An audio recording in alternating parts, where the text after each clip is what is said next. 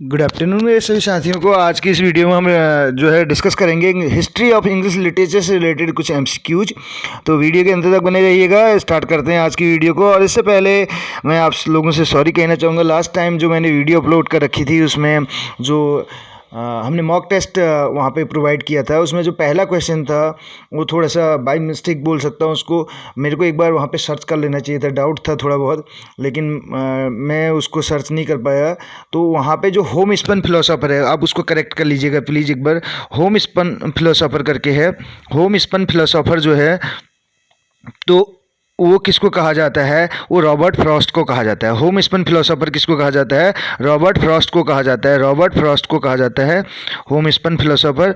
वो जो है वहाँ पे वॉल्ट विटमैन बता दिया था हमने, क्योंकि बुक में वॉल्ट विटमैन ही है। अगर बात करूँ उस क्वेश्चन को मैंने लिया था, मैं रेफरेंस आपको बता रहा हूँ, यूथ कंपटीशन से उस क्वेश्चन को लिया था हमने, लेकिन वो जो है उसमें गलत है। और यूथ कंपटीशन में एक क्वेश्चन नहीं, मैं आपको फिर से कह रहा हूँ कि अगर आप भी एलटी लेक्चरर की प्रिपरेशन कर रहे हैं तो उसको आप थोड़ा सा जब पढ़ें तो एक बार गूगल सर्च ज़रूर कीजिएगा, क्योंकि उसमें बहुत सारे क्वेश्चन गलत हैं। चार से पाँच क्वेश्चन मैं ऑलरेडी जो है लास्ट टाइम भी जब मैं उसमें से देख रहा था एमसीक्यूज, तो मेरे को लगा उसमें 4-5 क्वेश्चन गलत थे, तो वो वाला क्वेश्चन भी गलत निकला। होम स्पन फिलोसोफर जो है उसमें दे रखा है, रॉबर्ट फ्रॉस्ट दे रखा है उस वाले में, तो आप उसको एक बार देख लीजिएगा। अगर इसके अलावा आपके पास एक इवान के मसीह बुक है, तो मैं अपना एक्सपीरियंस आपके साथ शेयर कर रहा हूँ। इवान के मसीह जो मल्टीपल चॉइस क्वेश्चन से रिलेटेड है, तो उसमें भी बहुत सारे क्वेश्चंस गलत हैं।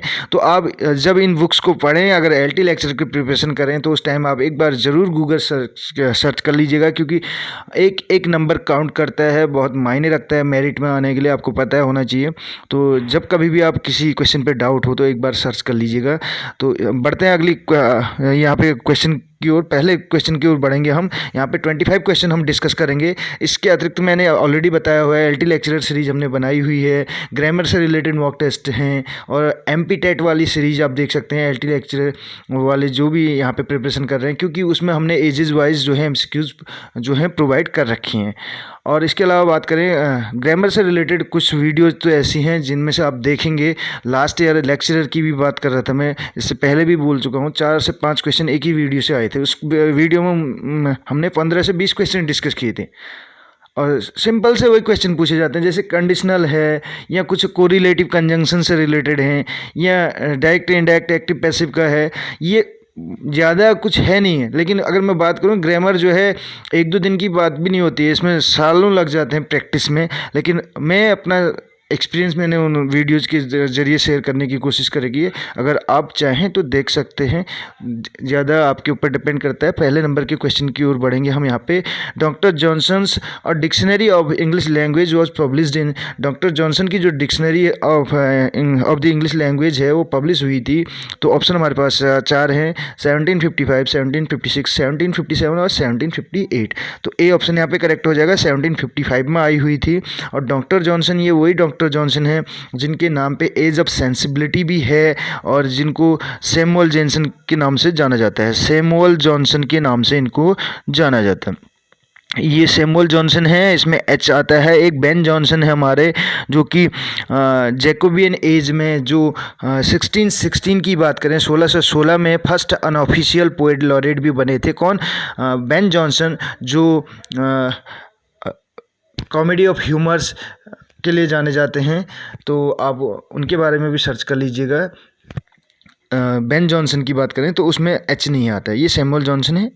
एज ऑफ सेंसिबिलिटी इनके नाम पे आपको मिल जाएगी। 17 जो है 45 से आगे जो एज चलती है, 1745 से 85 तक के लिए, 1785 तक, तो एज ऑफ सेंसिबिलिटी, तो आप उसको देख सकते हैं। या डॉक्टर जॉनसन की एज भी उसको कहा जाता है। 1755 में इन्होंने डिक्शनरी कंपाइल की हुई थी। इनको फर्स्ट लेक्सिकोग्राफर इन इंग्लिश कहा जाता है। लेक्सिकोग्राफर, ये वर्ड ध्यान दीजिएगा, लेक्सिकोग्राफर। लेक्सिकोग्राफर, लेक्सिक का मतलब होता है वर्ड से, डिक्शन से, तो लेक्सिकोग्राफर हैं first lexicographer in English. Lexicographer in English Wikipedia हम बोल सकते हैं, इनको जाना जाता है इस नाम से। तो 1755 में ये जो है इन्होंने पब्लिश की थी। दूसरे क्वेश्चन की ओर बढ़ेंगे हम। सेकंड नंबर का क्वेश्चन है हमारा, the author of Ars Poetica. Ars Poetica आप हर कोई जानता है। आर्स पोएटिका जो है ये 4 ऑप्शन है और इसमें करेक्ट आंसर हो जाएगा ऑप्शन नंबर बी, होरेस का है आर्स पोएटिका करके। नेक्स्ट क्वेश्चन की ओर बढ़ेंगे। Art of writing poetry and drama करके आपको मिल जाएगा, जिसमें ये एडवाइस देते हैं किसको, पोइट्स को, on the art of writing poetry and drama. Ars Poetica, Ars Poetica art of writing poetry, ऐसे आप लर्न कर सकते हैं। कभी इस टाइप का क्वेश्चन भी पूछा जा सकता है कि आर्स पोएटिका क्या है, किससे संबंधित है। Which of the following is not a work by doctor Johnson. Doctor Johnson वही सैमुअल जॉनसन की जिनकी बात कर रहे थे, first lexicographer in English Wikipedia जो हमने बताया था। तो इसमें आप देख सकते हैं preface to the English dictionary इन्होंने लिखा है, प्रीफेस टू शेक्सपियर इन्होंने लिखा है, लाइव्स ऑफ इंग्लिश पोएट भी इन्होंने लिखा है। तो इन्होंने नहीं लिखा जो है वो कावले करके इन्होंने नहीं लिखा है। डी ऑप्शन करेक्ट हो जाएगा। डी ऑप्शन जो हमारा इसमें है ये करेक्ट हो जाएगा। नेक्स्ट क्वेश्चन की ओर बढ़ेंगे। More's Latin masterpiece, masterpiece magnum opus, masterpiece के लिए एक वर्ड यूज किया जाता है मैग्नम ओपस। आप इसको लिख सकते हैं magnum opus, magnum opus, magnum opus यानी कि मास्टरपीस के लिए यूज किया जाता है। मास्टरपीस इनका यूटोपिया था, utopia was translated into English. तो यूटोपिया को ट्रांसलेट किया गया इंग्लिश में, कब किया गया है ये पूछा जा रहा है इस क्वेश्चन में हमें, और इसका करेक्ट आंसर हमारा हो जाएगा। 4 ऑप्शन है इसमें, ऑप्शन आप रीड कर सकते हैं। मैं सीधे करेक्ट आंसर पे जाऊँगा। यहाँ पर ऑप्शन नंबर ए जो है इसका करेक्ट आंसर हो जाएगा। 1551 में 1551 में जो है यूटोपिया को ट्रांसलेट किया गया था इंग्लिश में। इससे पहले अगर बात करें ये पब्लिश हो चुका था। इससे पहले जब ये पब्लिश हुआ था, ध्यान दीजिएगा, बहुत सारे फिर व्यूअर्स पूछते हैं, वो अच्छे से ध्यान नहीं देते हैं कि जो आंसर बताए जा रहे हैं मैं कंपेयर करा के बताता हूँ, तो आपको कन्फ्यूजन नहीं होना चाहिए। अच्छे से सुन लीजिएगा। यूटोपिया जो है इंग्लिश में इसका ट्रांसलेशन किया गया था 1551 में, लेकिन ये पहले ही पब्लिश हो चुका था। पहले कौन सी लैंग्वेज में हुआ था, लैटिन में हुआ था। लैटिन में हुआ था कब, लैटिन में हो गया था 1516 में, 1516 में लैटिन में हुआ था पब्लिश। बाद में इसको इंग्लिश में ट्रांसलेट किया गया कब, 1551 में। याद रखिएगा इस पॉइंट को। नेक्स्ट क्वेश्चन की ओर बढ़ेंगे। The Gutenberg Bible was publish. Gutenberg Bible जो थी वो पब्लिश हुई, कब पब्लिश हुई ये पूछा जा रहा है हमें, और 4 ऑप्शन है। मैं करेक्ट आंसर की ओर बढ़ूंगा फिर से यहाँ पे। Gutenberg Bible is also known as the Bible as the 42 line Bible. Gutenberg Bible को एक और नाम से भी जाना जाता है, इसको आप नोट डाउन कर सकते हैं। 42 लाइन बाइबल के नाम से भी इसको जाना जाता है। इसमें देखिए इसका करेक्ट आंसर हो जाएगा 1456, 1456, यानी कि 1456 में इसको पब्लिश किया गया।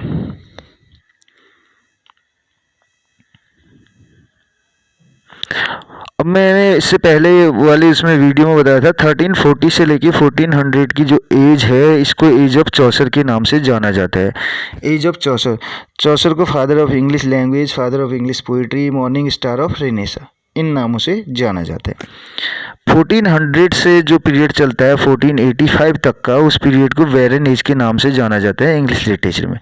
वेरन एज इसलिए कहा जाता है कि क्योंकि इस एज में कोई नया लिटरेचर इन्होंने वो नहीं लिखा और सिर्फ इमिटेशन किया किसका, चौसर का। जॉफरी चौसर की एज में जो लिटरेचर लिखा गया था उसी का इमिटेशन इनके द्वारा किया गया, इसलिए इसको वेरन एज भी कहा जाता है। और मैंने यहीं पे एक और घटना बताई थी 1453 में, फॉल ऑफ कॉन्स्टेंटिनोपल की, ये भी आपको याद रखना चाहिए। यानी कि 1456 की बात चल रही थी, उससे 3 साल पहले आप चले जाएंगे तो फॉल ऑफ कॉन्स्टेंटिनोपल आपको मिल जाएगा। इसमें देखिए नेक्स्ट क्वेश्चन है, Johnson's edition of Shakespeare appeared in. Johnson का जो एडिशन है शेक्सपियर का जो है एडिशन ऑफ शेक्सपियर है जो वो अपीयर हुआ था, कब अपीयर हुआ था, ये ऑप्शन हमारे पास 4 ऑप्शन है। इसमें करेक्ट आंसर पूछा जा रहा है, तो करेक्ट आंसर की ओर हम बढ़ेंगे। आप अपना आंसर बता सकते हैं, कमेंट बॉक्स के जरिए भी ज़रूर बताइएगा। जो क्वेश्चन यहाँ पे पूछे जाएंगे आपका पार्टिसिपेशन भी मायने रखता है, और आप कितना शेयर कर रहे हैं, कितना जो है आप अपनी तरफ से भी कोऑपरेट कर रहे हैं, ये भी बहुत मायने रखता है। क्योंकि हम जो भी वीडियोस बनाते हैं यहाँ पे कोशिश हमारी रहती है कि एलटी लेक्चरर से रिलेटेड कोई भी टॉपिक अछूता ना रहे, हर एक टॉपिक को हम कवर करने की कोशिश करते हैं। आने वाले समय में मैं यहाँ पे ऐसी वीडियोज़ भी आपको प्रोवाइड करूँगा, इससे पहले भी कर रखे हैं आप प्लेलिस्ट पे जाके तो देखिए, उसमें आपको एजेस वाइज और इसके अलावा पर्टिकुलर किसी सन पे बात करें जैसे 1850 से रिलेटेड, 1950 से रिलेटेड। अब यहाँ पे आपको ऐसे भी मिलेंगे एक साल में कितने वर्क जो पब्लिश हुए हैं उनकी भी एक सीक्वेंस वाइज आपको मिलेंगे वीडियोज़, ताकि लिटरेचर लर्न करने में आपको कहीं से कहीं तक कोई दिक्कत ना हो, चीज़ों को मगअप ना करें आप समझते हुए, कंपेयर करते हुए। जैसे इससे पहले वाली वीडियो में भी हमने बताया था 1588 में, ये देखिए ऐसे भी याद कर सकते हैं। 1588 में जो है आर्मडा करके आपने सुना होगा, और इसके अलावा 1688 में हमने बताया था क्या, 1588 में जो है आर्मडा के बारे में आपने सुना होगा, और 1688 ग्लोरियस रिवॉल्यूशन हमने बताया था यहाँ पे। ये तो स्पेनिश आर्मडा करके आपने सुना होगा, और ये क्या था, ग्लोरियस रिवॉल्यूशन 1688। तो ऐसे भी आपको जो है हम उसी 88 से रिलेटेड पॉइंट आपको बस सेंचुरी का याद रखना है, कौन सी सेंचुरी में क्या हुआ था करके। तो ये चीज़ें आपको बताई जाती हैं। जैसे 1516 हमने बताया अभी, इससे पहले 1516 में हमने बताया कि यूटोपिया जो है लैटिन में ट्रांसलेट हुआ था, और 1616 में आप आ जाएंगे तो यहाँ पे बेन जॉनसन जो है फर्स्ट अनऑफिशियल पोएट लॉरेट बने थे, first official poet laureate Dryden है।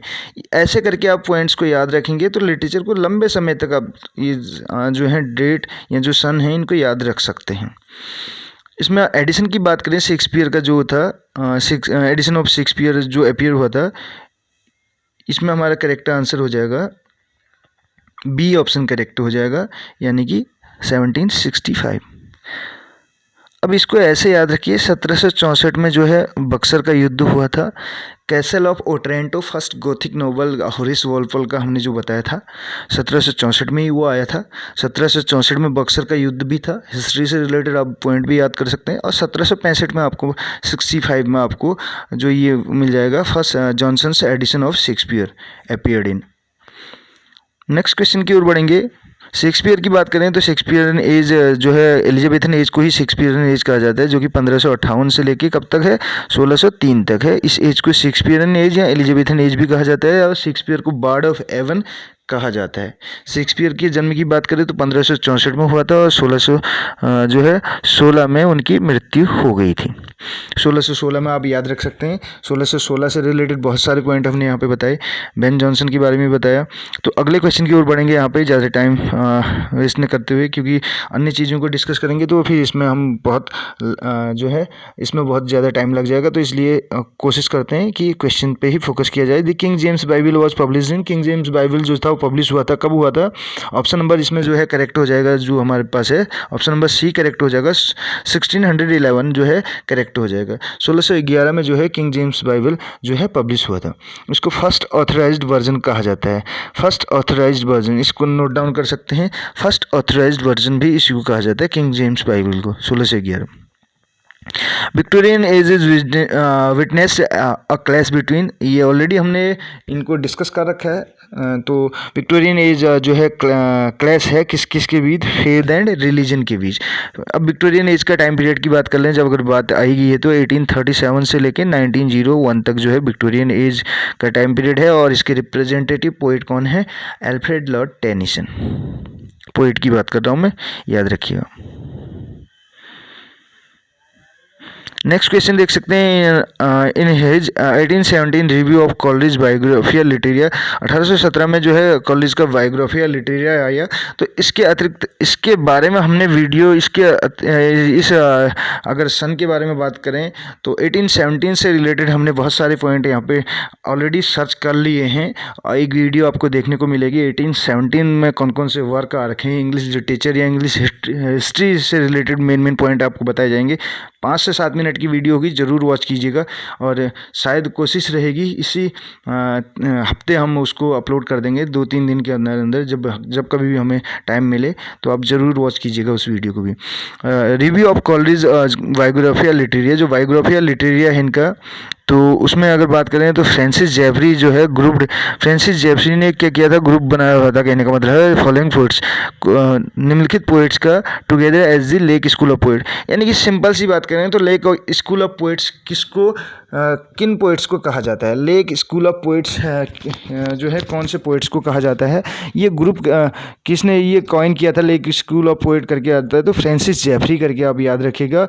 और 1817 की बात चल रही है। बायोग्राफी लिटरेरी कॉलेज का वर्क है, ये भी आप याद रखेंगे। इसमें 3 हैं और ऑप्शन अगर बात करें करेक्ट ऑप्शन की ओर मैं बढ़ूंगा, आपने ऑप्शन देख लिए होंगे। तो करेक्ट ऑप्शन जो होगा जिसमें वर्ड्सवर्थ, कॉलरिज और सादे आपको मिलेगा वो ही इसका करेक्ट आंसर होगा। तो इसमें ऑप्शन हमारे पास ऐसा कौन सा ऑप्शन है हम देखेंगे आगे। तो ऑप्शन नंबर यहाँ पे जो है डी करेक्ट हो जाएगा इसका। ऑप्शन नंबर डी में हमें देखने को मिल रहा है विलियम वर्ड्सवर्थ, कॉलरिज और सादे। विलियम वर्ड्सवर्थ और कॉलरिज की बात करें, इन दोनों ने मिलकर लिरिकल बैलेड आपने सुना होगा, जिसका पब्लिकेशन ईयर 1798 है, जिसमें 23 पोम्स टोटल हैं और 19 पोम्स याद रखिएगा, 19 जो हैं पोम किसकी हैं? जो विलियम वर्ड्सवर्थ हैं उनकी हैं और 4 जो हैं कॉलरिज की हैं। ठीक, और ये रॉबर्ट सदे हैं, कर्स ऑफ कहामा करके इनका एक वर्क है। अन्य भी वर्क हैं, मैंने एक वर्क यहाँ पे इनका बता दिया। नेक्स्ट क्वेश्चन की ओर बढ़ेंगे और जो लिरिकल बैलेड बताया था उससे रिलेटेड आपने ऑलरेडी पॉइंट्स लर्न किए होंगे। जो उसकी फर्स्ट पोम है वो है the rhyme of the ancient mariner करके है, जो कि कॉलरिज की है, एस.टी. कॉलरिज की है। और जो लास्ट पोम है वो विलियम वर्ड्सवर्थ की है, टिंटन एबे। क्वेश्चन नंबर 10 आप देख सकते हैं, अलेक्जेंडर पोप की बात चल रही है। इनका rape of the lock publish हुआ था 1712 में पब्लिश हुआ था। तो कितने कैंटोज इसमें थे ये पूछा जा रहा है, क्वेश्चन नंबर 10। इसके करेक्ट आंसर की ओर बढ़ेंगे। इसमें जो है इसमें कितने कैंटोज थे? तो इसमें 2 कैंटोज यहाँ पे थे। कितने कैंटोज थे इसमें? 2। अलेक्जेंडर पोप की बात करें तो इन्होंने अधिकतर ऐसे करके लिखा है, ऐसे ऑन क्रिटिसिज्म, ऐसे ऑन, लेकिन जो ऐसेज हैं अधिकतर ये पोम हैं इनकी। तो इनसे रिलेटेड भी जल्दी ही आपको एक वीडियो देखने को मिलेगी जिसमें मेन इनके वर्क्स हम कवर करने की कोशिश करेंगे। The first complete printed English Bible was produced by. तो पहली जो इंग्लिश प्रिंटेड बाइबल थी वो किसके द्वारा प्रोड्यूस की गई? William Tyndale, Caxton, Miles Coverdale और रॉजर एस्चम। रॉजर एस्चम कौन थे? किसके जो है ट्यूडर थे? ट्यूडर नहीं है, ट्यूडर एज की, ये ट्यूडर डायनेस्टी यहाँ पे दिमाग में आ जा रहा है। किसके ट्यूटर थे ये? ठीक है, गुरु किसके थे? रॉजर एस्चम। ये क्वेश्चन आपके लिए बनता है, बहुत ही इंपॉर्टेंट क्वेश्चन है, सर्च कीजिएगा ज़रूर। अगर आपने वॉच नहीं की है हमारी पुरानी वीडियोज़ तो ये क्वेश्चन आपको सर्च करना पड़ेगा, रॉजर एस्चम किसके ट्यूटर थे, ये आप ज़रूर बताएंगे। विलियम कैक्सटन से रिलेटेड प्रिंटिंग प्रेस है 1476, आपको पता होगा। और इसके अलावा 1576 में भी एक जो है द थिएटर करके आया था, अगर आपने सुना हो तो। द थिएटर बर्बेज का था, तो इसके बारे में भी हमने बताया हुआ है। अब जो है लास्ट जो हमारा मॉक टेस्ट था उसमें भी ये शायद ही क्वेश्चन था। आप मॉक टेस्ट को भी लगा सकते हैं, 70 क्वेश्चन उसमें हैं, कितने आप स्कोर कर पा रहे हैं वो भी आपको पता चल जाएगा वहाँ से। तो इसका करेक्ट आंसर हो जाएगा first printed English Bible was produced. तो इस क्वेश्चन का आंसर हो जाएगा हमारा option number C, Miles Coverdale. Miles Coverdale यानी कि 1535। कब आया था? 1535। नेक्स्ट क्वेश्चन की ओर बढ़ेंगे। The Augustine age is also called. Augustine age को किस नाम से जाना जाता है? Augustine age is called so because. Augustine age कहा जाता है, ऐसा क्यों कहा जाता है इसको, ये पूछा जा रहा है। तो ऑप्शन हमारे पास 4 हैं, इसमें आप ऑप्शंस को रीड कर सकते हैं। हम करेक्ट आंसर की ओर बढ़ेंगे इसमें और बात करें तो इसका करेक्ट आंसर हो जाएगा बी इसका करेक्ट आंसर हो जाएगा। The English writers imitated Roman writers during this period. जो इंग्लिश राइटर्स थे हमारे, उन्होंने इमिटेट किया। इमिटेट करना, कॉपी करना, नकल करना, किसको? रोमन राइटर्स को। जो रोमन राइटर्स ने लिखा हुआ था उसी को इंग्लिश राइटर ने क्या किया? English writers imitated Roman writers. Roman writer को इमिटेट किया इंग्लिश राइटर्स ने इस पीरियड के दौरान। और ऑगस्टिन एज किस एज को कहा जाता है? अलेक्जेंडर पोप की एज को ही ऑगस्टन एज कहा जाता है और इसका टाइम पीरियड है 1701 से लेके 1745 तक है। ये अलेक्जेंडर पोप की एज है, तो इसी एज को ऑगस्टन एज के नाम से भी जाना जाता है।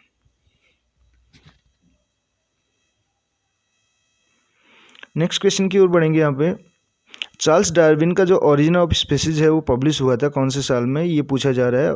1859, 79, 45 और 1866 चार ऑप्शन है और करेक्ट आंसर हो जाएगा इसका 1859।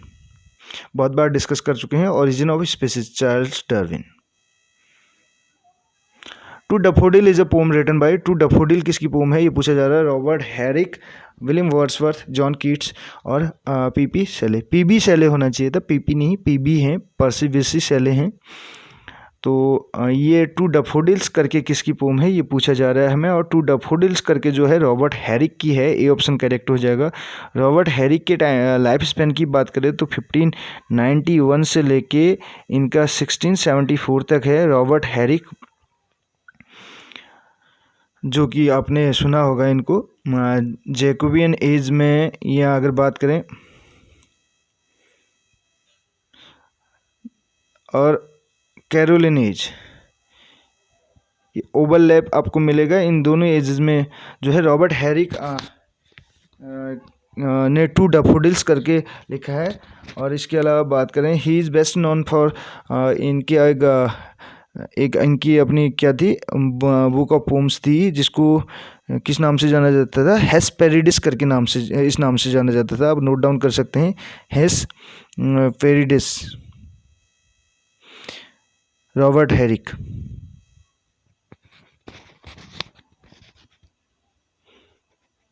गैदरी रोजबर्ड्स वाइले में, ये मे बी आप सर्च कर सकते हैं, लेकिन हेस्पेरिडिस में यहाँ पे बता रहा हूँ। कैबिलियर उसमें आते हैं, सीज द डे करके आपने सुना होगा, एक फेमस वहाँ पे आपको मिल जाएगा phrase, seize the day, carpe diem जिसको बोला जाता है। नेक्स्ट इसमें देखिए, नेक्स्ट क्वेश्चन की ओर बढ़ेंगे। ये टू डैफोडिल्स है और खाली आपको डैफोडिल्स मिल जाए, टू डैफोडिल्स अगर मिल जाए सिंपल, डैफोडिल्स जो है वो किसका है, वो विलियम वर्ड्सवर्थ का है। डैफोडिल्स किसका है, विलियम वर्ड्सवर्थ का है। आई वंडर्ड लॉनली ऐसे करके है, I wandered lonely as a cloud. Daffodils जो है विलियम वर्ड्सवर्थ का है और टू डैफोडिल्स जो है ये किसका है, रॉबर्ट हैरिक का है। Who among the following is not associated with the translation of Bible, कौन इसमें बाइबल के ट्रांसलेशन से संबंधित नहीं है। कवरडेल तो है ही, हमने बताया, और इसके अलावा टिंडेल भी हैं, वाइक्लिफ भी हैं, और जो नहीं हैं तो थॉमस ब्राउन हो जाएंगे, डी ऑप्शन करेक्ट हो जाएगा। Tragedy of Ferrex and Porrex is the other title of, तो ये किसका है, ये तो फेमस है क्वेश्चन, और ये क्वेश्चन आपको बिल्कुल नहीं छोड़ना चाहिए। फर्स्ट इंग्लिश ट्रेजेडी की बात करें तो गोरबोडक है और उसी का सब टाइटल है फेरिक्स एंड पोरिक्स, फेरिक्स एंड पोरिक्स करके है। फर्स्ट जो इंग्लिश ट्रेजेडी है उसकी बात चल रही है यहाँ पे, ट्रेजेडी ऑफ फेरिक्स एंड पोरिक्स करके है, और ये गोरबोडक का ही अदर टाइटल है, सब टाइटल बोल सकते हैं इसको। और गोरबोडक की बात करें तो ये किसने लिखा था, ये सैगविल और नॉर्टन करके थे, उनका है गोरबोडक करके, और 1561 में आया होता। फर्स्ट इंग्लिश ट्रेजेडी है। और फर्स्ट इंग्लिश कॉमेडी की बात करें तो रैल्फ रॉयस्टर जो आपको यहाँ पे बी ऑप्शन दे रखा है, ये फर्स्ट इंग्लिश कॉमेडी है रैल्फ रॉयस्टर, और ये निकोलस वुडाल की है। और ये कब आई हुई थी, कौन से टाइम में आई, ये आप बताएंगे, ये आपके लिए है क्वेश्चन। नेक्स्ट क्वेश्चन की ओर बढ़ेंगे। क्वेश्चन नंबर 17 है, ही फाउंड इट, यानी कि इंग्लिश के लिए है, ही उसने इंग्लिश को पाया किसके रूप में, एक ब्रिक के रूप में, एंड लेफ्ट इट मार्बल, और किस पे छोड़ दिया, मार्बल बना के छोड़ दिया। ईंट पाई उसने, इंग्लिश को जब उसके हाथ में दी गई तो एक ब्रिक के समान थी, एक ईंट के समान थी। ब्रिक है यहाँ पे, ब्रिक का मतलब होता है ईंट, ब्रिक का मतलब होता है ईंट, और जिसने इसको मार्बल बना के छोड़ दिया। किसने ये कथन कहा, किस पे कहा, तो ये पूछा जा रहा है।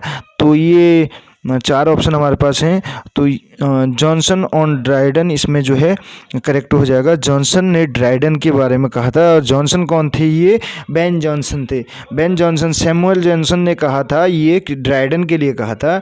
ड्राइडन, जॉन ड्राइडन के लिए ये कहा था। जॉन ड्राइडन यानी कि first official English poet laureate के नाम से इनको जाना जाता है। नेक्स्ट क्वेश्चन की ओर बढ़ेंगे। नेक्स्ट क्वेश्चन हमारा है question number 18। Identify the period during which the Puritan under the rule of Oliver Cromwell and his commonwealth shut down all English theatres and religious moral grounds। तो as of Commonwealth जो है उसी पे ये Oliver Cromwell आपको देखने को मिलेंगे। तो इसका टाइम पीरियड था, इसमें अगर करेक्ट आंसर की बात करें तो 1649 से लेके 1660 का पीरियड था। वो कौन सा पीरियड था?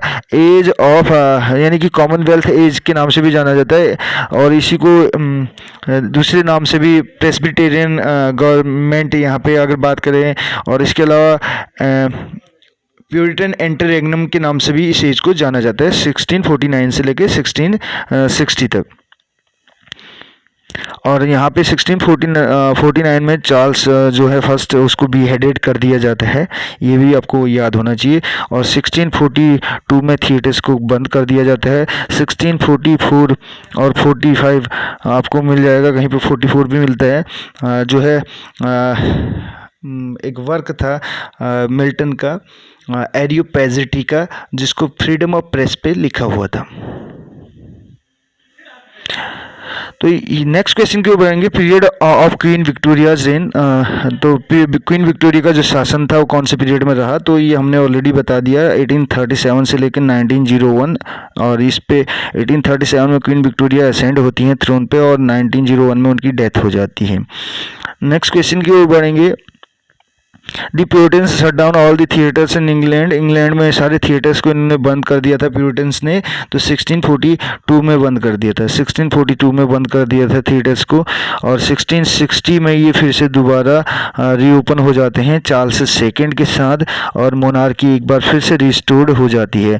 और एकमात्र ऐसा पीरियड जिसमें मोनार्की नहीं थी, there was no monarch in England, तो 1649 से 1660 का पीरियड है, जिसमें हमने अभी बात की ओलिवर क्रॉमवेल की। तो वो पीरियड जो था वहाँ पे उस दौरान कोई भी मोनार्क नहीं था। There was no monarchy in the England 1649 to 1660 के पीरियड में। 1660 में मोनार्की फिर से रिस्टोर की जाती है, और रिस्टोर करने के साथ ही रिस्टोर करना, पुनः स्थापित करना, तो रेस्टोरेशन एज, तभी उस एज को रेस्टोरेशन एज कहा जाता है। और रेस्टोरेशन एज कब से कब तक चलती है? 1660 से लेके 1700 तक।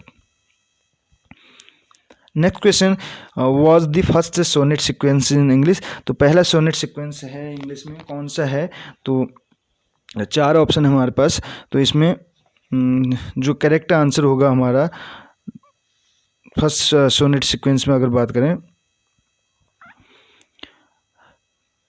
तो यहाँ पे ऑप्शंस पूरे नहीं हैं, तो थोड़ा सा टाइपिंग एरर यहाँ पे बोल सकते हैं, या शॉर्ट कर दिया हो क्या पता। तो जिनसे हमने टाइप करवाया था, समय की कमी रहती है तो उस वजह से। तो यहाँ पे जो ऑप्शन है, ऑप्शन अगर बात करें तो हमारे पास फिलिप सिडनी का था फर्स्ट, एस्ट्रोफेल एंड स्टेला करके, एस्ट्रोफेल एंड स्टेला करके है फिलिप सिडनी का फर्स्ट सोनेट सीक्वेंस। तो इस चीज़ को आप ध्यान रखेंगे, 1580s के उसमें आया था वो, एस्ट्रोफेल एंड स्टेला।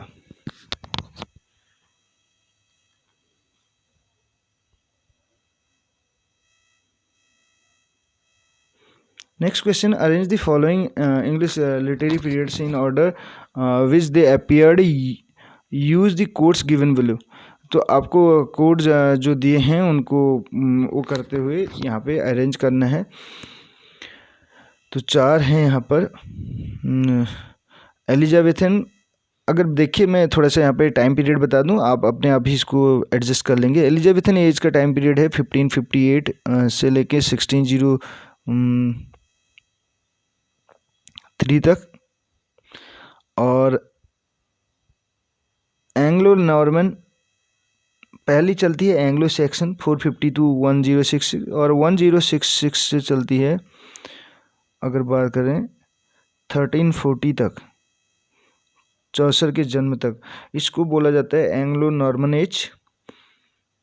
और कैरोलिन एज का टाइम पीरियड, ट्यूडर जो है, ट्यूडर डायनेस्टी आपको पता है 1485 से स्टार्ट होती है, तो 1485 भी यहाँ पे मैं लिख दे रहा हूँ। और इसके अतिरिक्त जो कैरोलिन है, कैरोलिन का टाइम पीरियड है 1625। जैकोबियन एज के बाद आती है कैरोलिन एज, और 1625 से लेके 1649 तक, इसके बाद कॉमनवेल्थ एज स्टार्ट हो जाती है। तो हमारे पास अगर बात करें तो कौन सी एज पहले नंबर पे आई, तो उसके हिसाब से चलें तो पहले नंबर पे हमारी जो एज थी उसमें कौन सा ऑप्शन हो जाएगा यहाँ पे 1066, यानी कि एंग्लो नॉर्मन। थर्ड जिसमें पहले नंबर पे है, थर्ड हमारे पास दोनों ऑप्शन में है, ए और बी में। तो इसके बाद 1485 यानी कि ट्यूडर डायनेस्टी, अर्ली ट्यूडर, यानी कि थर्ड फोर्थ ऐसे करके जिसमें हमें मिल जाएगा वो हमारा करेक्ट होगा। तो इसमें थर्ड फोर्थ वाला हमारा कौन सा ऑप्शन है, बी ऑप्शन है, थर्ड फोर्थ। फिर इसके अलावा सॉरी, इसमें थोड़ा सा ऑप्शन में मिस्टेक है मेरे को लग रहा है, ये वाला है। इसमें पहले नंबर पे थर्ड है, ये देखिए 2 बार सेकंड सेकंड कर दिया। पहले नंबर पे थर्ड है, फिर फोर्थ है, और फिर फर्स्ट है, और फिर सेकंड है। यानी कि अब देखिए इसमें मैं एज के हिसाब से बता दूं, पहले नंबर पे ये वाली है एंग्लो नॉर्मन, दूसरे नंबर पे ये है, और तीसरे नंबर पे एलिजाबेथन है, चौथे नंबर पे कैरोलिन है। तो ऑप्शन नंबर डी करेक्ट हो जाएगा। इसमें ऑप्शन ये डी में पहले नंबर पे थर्ड होगा। डिवाइन कॉमेडी की बात करें तो is divided into 3 cantos, each consisting, तो 3 कैंटोज में ये डिवाइडेड है, और ईच जो कैंटो है उसमें कंसिस्ट हैं कितने वो हैं, तो ये पूछा जा रहा है यहाँ पर कंसिस्टिंग ऑफ, इसमें ईच, उसमें कैंटी अगर बात करें तो 3 कैंटिकस हैं इसमें, और ईच कंसिस्ट ऑफ कितने कैंटोज हैं उसमें, प्रत्येक उसमें, तो ये पूछा जा रहा है।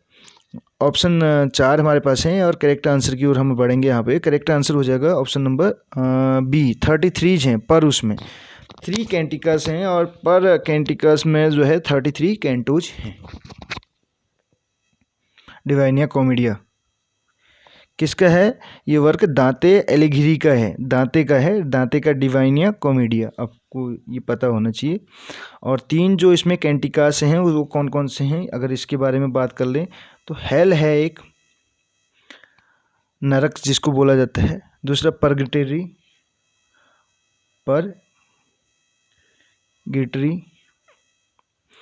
और तीसरा है पैराडाइस, स्वर्ग, हेवन भी जिसको बोला जाता है। पैराडाइस लॉस्ट किसने लिखा है, बहुत ही इजी क्वेश्चन है आपके लिए। नेक्स्ट क्वेश्चन की ओर बढ़ेंगे। क्वेश्चन नंबर 24 आप देख सकते हैं, आफ्टर द नॉर्मन